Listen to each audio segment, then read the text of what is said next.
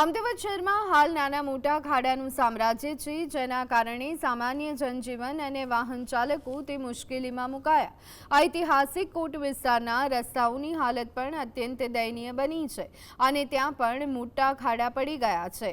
ખાસ કરી Kalupur railway station તેમજ પ્રેમ દરવાજા જેવા અત્યંત વ્યસ્ત વિસ્તારોમાં રોડ પર પડેલા ખાડાઓના કારણે ટ્રાફિક જામ અને અકસ્માતોનું જોખમ વધી રહ્યું છે। સ્થાનિક નાગરિકો અને મુસાફરો દ્વારા ગંભીર સમસ્યા અંગે ભારે રોષ વ્યક્ત કરવામાં આવી રહ્યો છે અને તંત્ર દ્વારા આ ખાડાઓ તાત્કાલિક ધોરણે પૂરાય તેવી માંગ ઉઠી છે।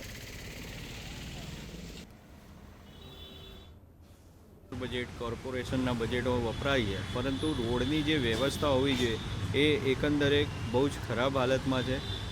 રોડ ખરાબની વાત કરીએ તો વ્હાઇટ ટોપિંગની વાત મુખ્યમંત્રી, કમિશનર, મેયર કરે છે, પણ ક્યાંક ને ક્યાંક જે પાણીના નિકાલની વાતો હોય, ક્યાંય બાજુમાં પાણી ડ્રેનેજની સ્ટ્રોમ વોટર લાઇનોની નિકાલની વ્યવસ્થા ન હોવાના કારણે એટલે રોડ જે નવા બનેલા હોય એ પણ ખરાબ થઈ ગયા છે અને જે રોડની ગુણવત્તા છે એ ગુણવત્તા બી ઝીરો થઈ ગઈ છે।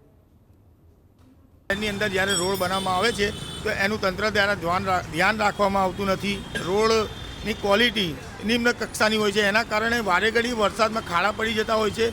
આવતા જતા રાહદારીઓ ત્યાં એક્સિડન્ટનો ભોગ બને છે, ખાડામાં પડે છે, એના કારણે બધા પ્રજા ત્રાહિમામ પોકારી જાય છે। દર વર્ષે આ જ પરિસ્થિતિ હોય છે।